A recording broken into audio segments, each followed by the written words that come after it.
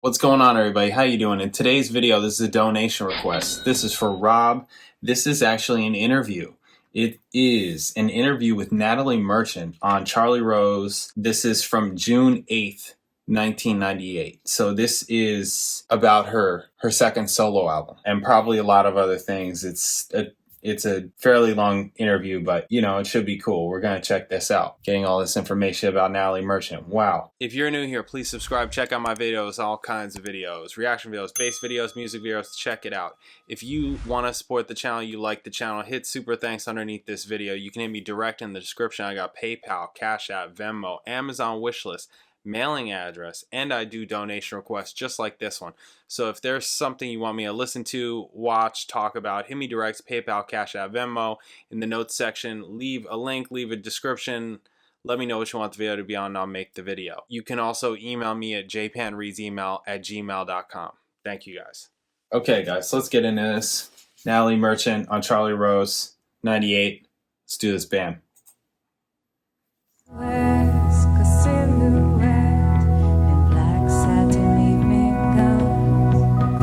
Natalie Merchant is here for over 12 years. She was the lead singer of the successful band 10,000 Maniacs. In 1993, at the height of their success, she left the band to start her own solo career. Her first album, Tiger Lily, sold over 4 million copies. She has just released her second album called Ophelia to critical rave reviews. She joins me now for a conversation and later a performance, and I am pleased to have her here for both. Welcome back. Good evening, Mr. Rose. Good evening, Ms. Merchant. How are you? I'm well. Last time you were here, we talked about you with Bob Thurman. We talked about Tibet, did we? Anything happening there? Is it getting any better at all? Do you have any optimism? Well, as far as I actually met the Dalai Lama. I met His Holiness. About a month ago, right? Yes, I met him at the opening ceremony of Tibet House. We finally, after all the concerts and other fundraising events, we were able to purchase a space, a permanent home for Tibet House, and he blessed the temple there and gave a speech, and all the board members had a chance to speak with him, and his assessment is, that if Tibet doesn't receive its autonomy within 20 years, it's a frightening situation because of the loss of culture.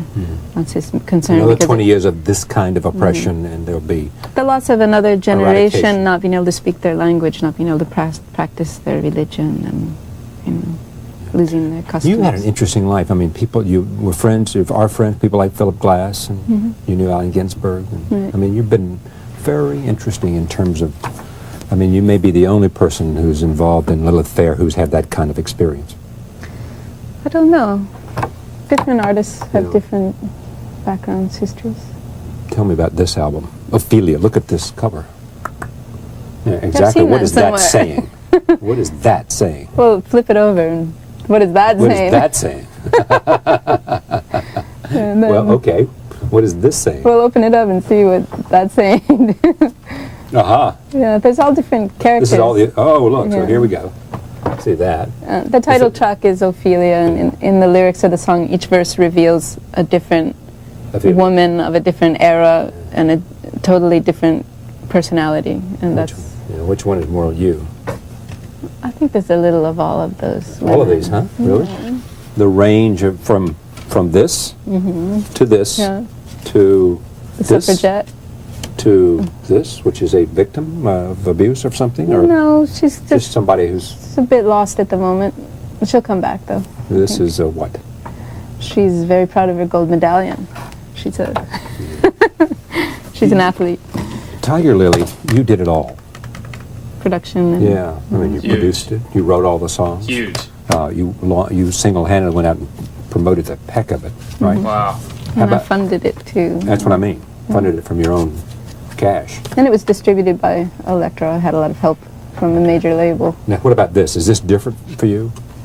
The major difference with this album is I took the advance from the company. I didn't finance it myself. You didn't take risk money from your own pocket? No, it didn't seem necessary because I'd proven myself with this, and I was considered not a risk. So, not that I was considered a risk before because the 10,000 Maniacs had been successful, but I like the autonomy. I like being able to be in the studio and not be answerable to anyone because I've funded it myself, but I did take the advance. But that's not important. That's just a technicality. The important thing is that with this album, I invited about 33 musicians to be involved in it, and many of them I had met since I left 10,000 Maniacs, and I was so taken by what they did as individuals that I wanted to collaborate with them. And there's a broad range of people. There's Gavin Bryars, the English composer. There's Young Chun Lamo, it's a Tibetan devotional singer. Don and Karen Paris from the Innocence Mission. Lokua Kanza, who is a guitar player from Zaire. And the list goes on and on. What's the album about? What do these songs say? Well, there's no central theme or thread of continuity between the songs other than I wrote them.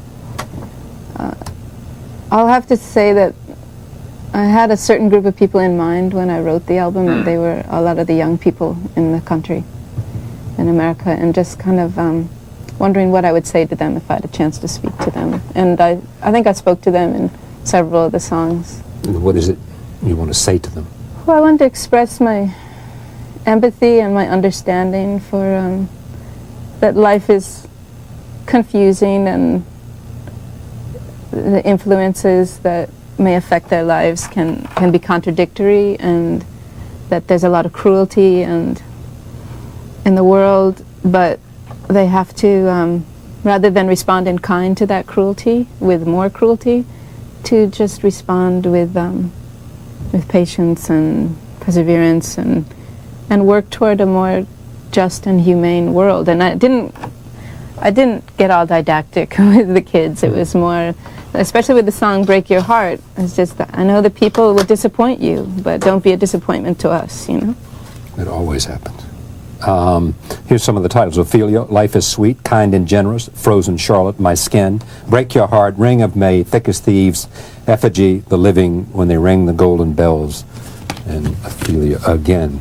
How is it different from this, in your mind? Let me see what was on that record. I can't even remember now. You wrote these songs.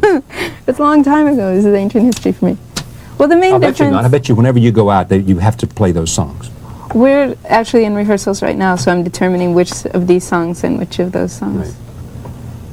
Right. No, I think that there's some similarities. I think I drew from a larger group of songs for this album. I was more selective. I was so anxious to get this out. I'd left 10,000 Maniacs, and I just wanted to put something out. On the first solo effort. I just wanted to put anything out. I didn't want a long period of time in anticipation. Oh, she's been doing it, writing for 4 years. What will it be? Those were the first 10 songs I wrote after I left the band, and I just put them on. You just said, I'm going to decide now what's going to be included on the sort of playlist for a tour, right? For this summer's tour. Right. You decide everything. I mean, you really are. Yeah, she's clearly all about that, though. That's the thing. That's why she left 10,000 Maniacs. I am Natalie Merchant Incorporated. Super clear. Super clear. I am the president of the board, CEO. Chairman of the board and CEO. Yeah. But you are, because creative control is essential to you. For me. Yeah. Clearly. It is, and I've made a lot of sacrifices. I mean, a lot of things I could have done in my career. Yeah, she could have stayed in 10,000 Maniacs, that would have given me greater risk. exposure or more money. But I just said, it's not right for me. And I've always maintained control of my publishing, so you'll never see one of my songs on a commercial advertising sneakers or cars. She wasn't into when that happened. You would not allow that to happen. No. And I'm making stipulations in my will that it won't happen when I'm dead, or you'll hear me turning. Wow. Nobody can go buy she's not into that. song. That's amazing. No, because I own my own publishing. Wow. Good for her. Good for her. You got so Good smart for her. about this. Michael Stipe told me. Is that right? He said, your publishing is your virginity. Don't ever give it away. Goddamn. And I didn't know if that was the best advice as an analogy. Right. But it struck me as a really good idea. Don't give it away. Don't. Yeah. Because most people who do publishing deals do that. They kind of gamble that they won't be successful. Because you give a percentage of your royalties away, and also you give a large percentage of control away. Unless you stipulate that you have to have written consent for every use. All of that comes from a learned kind of thing. Right. I've been in the business for 17 years. For a while. I know, I've learned. I hear from Michael and others. You tell me. So John Landau, he knows something too. So you hear, how much of this, though, goes back to, I mean, the stories of you as a kid, single mother. I mean, your mother having to really work hard, in terms of to make... She's a single working mother. Yeah, single working mother. Which I think a lot of people in my generation, a lot of women in my generation grew up with that influence.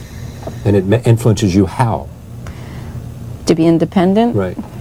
And self-reliant. Look out for yourself and be self-reliant, and don't depend on somebody coming along to help you. Depend on making it your own creative control. But my mother was vulnerable too. She wasn't just the fierce warrior goddess or anything like that. But she was very, I always assumed that I would grow up and I would have a job. I never assumed that I would grow up and marry, and that would be it for me as far as the outside world was concerned. Would you like to do that? Retreat? No, marry and have a reasonably traditional part of you. I'm too much of a radical to believe in marriage. Radical politically? Yes, and socially. I just don't want to have my, like, the affairs of my private life sanctioned by the state or by organized religion. It's just I know my feelings. And I think to me a marriage bond would be if I had a child with someone. That would be a life commitment. I would be committing myself to be involved with this person for the rest of my life. Children important to you? Oh, yes. Yes? I mean, having them yourself? Having them myself isn't as important as just children in general. If I am capable of having a child, I'd love to have one.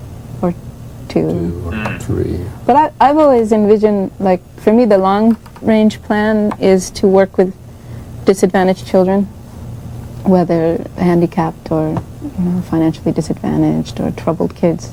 I've always wanted, when I was in school, I worked as a volunteer in a summer camp that, it was back in the golden era of when money was available for projects like this, but we had a summer arts camp for handicapped children.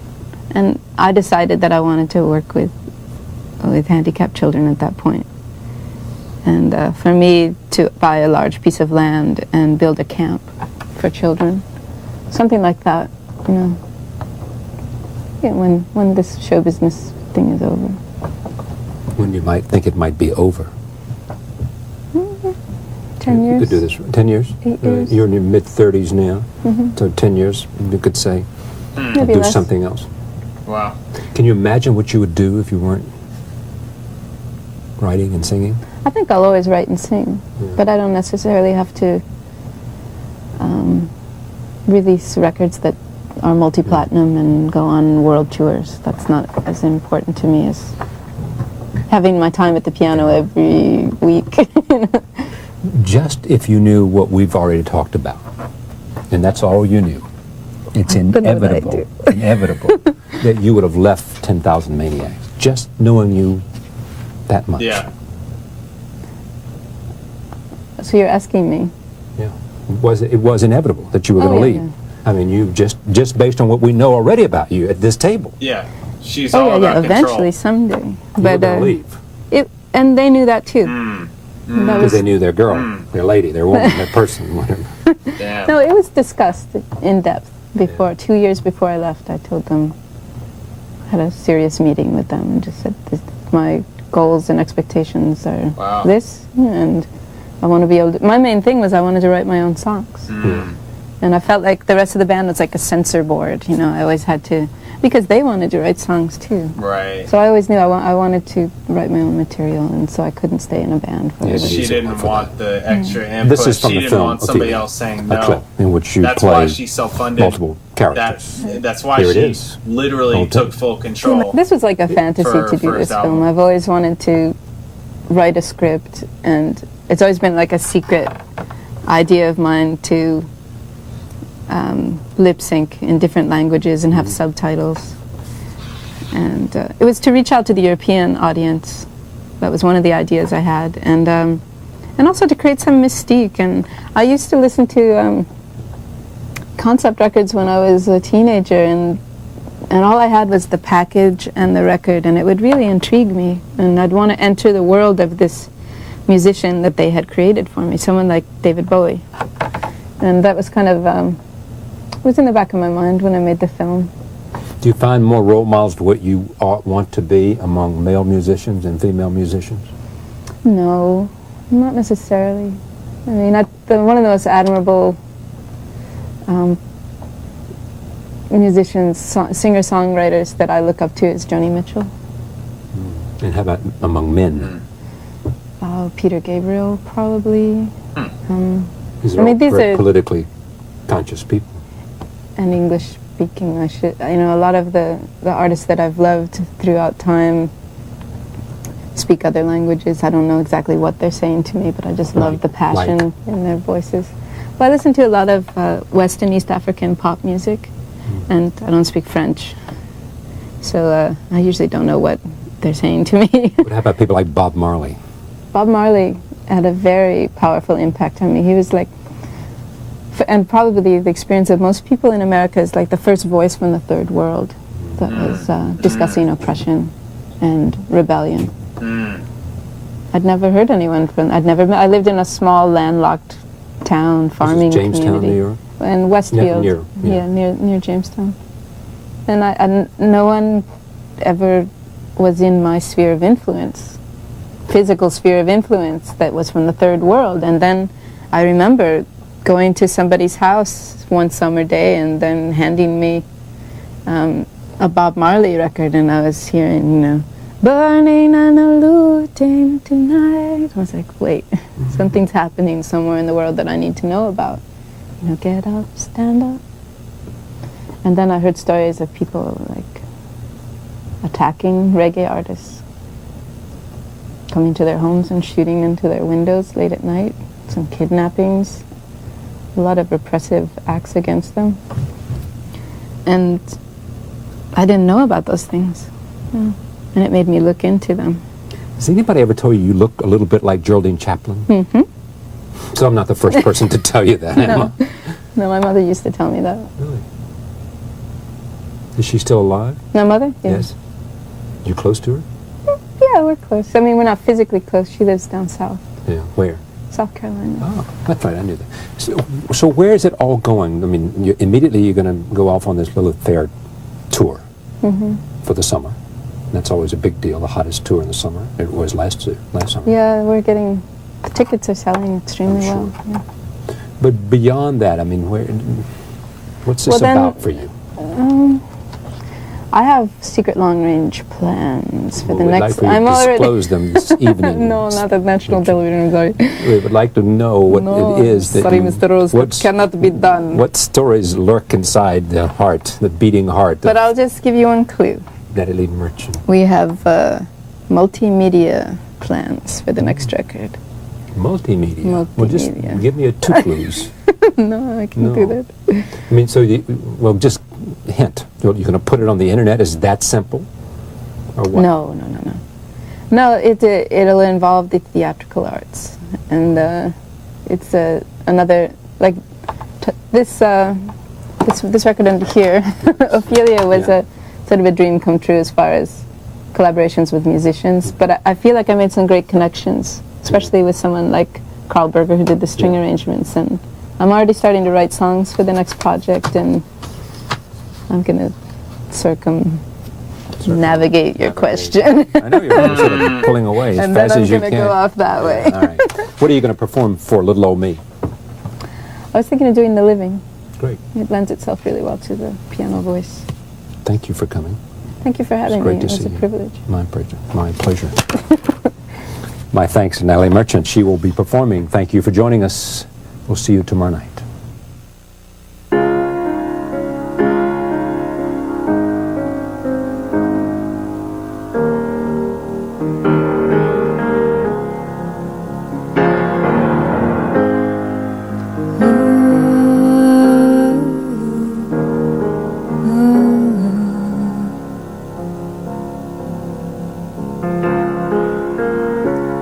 What's it like there outside with the living, with the living? From a foreign down place I can hide from the living, from the living.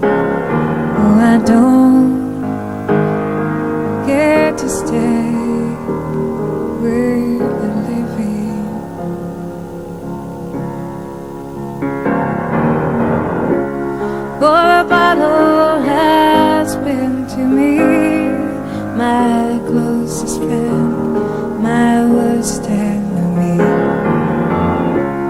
For afraid that I walked a fine line, squandered it all and wasted my time, and I don't stand a chance among the living. No, I don't think I'll remain with the living.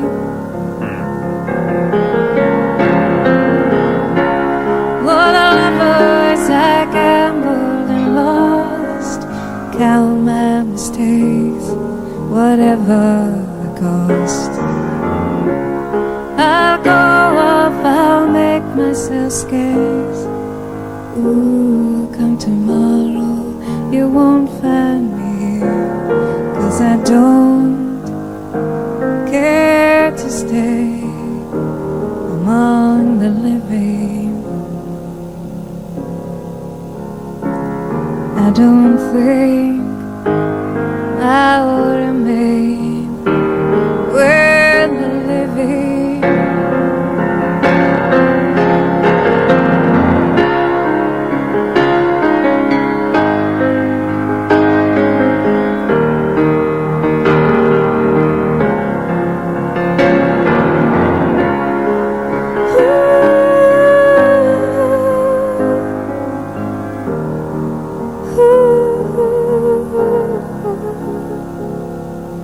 And I don't care to stay among the living. I don't think I'll remain with the living. Wow. Nice. Yeah. Yeah, she's an artist. I mean, that's like super clear. Cool. Yeah, that's super clear. I mean, that sounded like a really nice song. That was a real nice song. Makes me more interested in her music, that's for sure. But I would say like her music, maybe not 10,000 Maniacs music. I don't know. You know, I mean, it's just intensely clear that she's an artist. She wants control. She has vision. She doesn't want other people coming in and giving their input of like, well, I think this is a nice verse, and I think maybe, you know, like I got some lyrics here. She doesn't want the outside input, and she wants to work with who she wants to work with. Oh yeah, you know, she's just going where, you know, the muse takes her, kind of thing. That's what it sounds like. It seems like that 1,000,000%. She didn't want to just by the last song that I checked out, right? That More Than This, on that album, that 10,000 Maniacs album that song is on. There's all kinds of writing people, or some people are writing this song, they're writing this song, they're writing this song. She didn't want to deal with that. She didn't want to deal with that. She didn't want to do that. She didn't want to be singing this person's song, that person's song. You know, like she just wanted to do her own thing. And the fact that she self-financed it and all of that and self-produced it is just, that has to do with control. And that's like it. Control, you could say ego potentially, you know, I mean, but I mean, that doesn't necessarily need to be a bad thing. You know, she wanted to, you know, because it could also have to do with like vision, right? I mean, just as an artist, those kinds of things. So I think it's really cool. Yeah, I think that she sounds cool. I don't feel like they really, you know, I don't feel like they have artists that sound like her today. Most artists aren't speaking like her. I don't know. Maybe I'm wrong about that, but I think it's interesting. I thought the song was really nice too, actually. That was cool. Yeah, I bet you there probably are tunes on that album that I probably would like, just based off of that. That's pretty cool. Yeah, I dig it. Yeah, and I mean, this is, you know, I don't know a lot about Natalie Merchant. I know, like, Carnival. You know, like, I know that song, you know. I think I've heard Jealousy, and now I've heard Living. Oh, yeah, and I heard Build a Levee. She's got a nice voice. She's got, you know, kind of a light style. I think it's cool. Yeah, she sounds good. She sounds like a legit artist. She's caring about the art. She's not caring about other like outside things, right? She's not, doesn't sound like she's specifically caring about money, right? The whole thing about the advance, and even she's like, yeah, this is not, you know, before she was trying to really, really have control. She went from what sounds like a more controlled environment in 10,000 Maniacs to no, no, no, no, no. I want the control. And that means she went 100% that way, just based on all that. That would actually be an interesting album to listen to also, just for all that. Like, she produced it, she wrote all of it. Very cool. Yeah, very cool. Dig it. Dig her. I think she sounds cool. Sounds like an interesting person. Nice. Awesome. Thank you, guys. I'll catch you in the next video.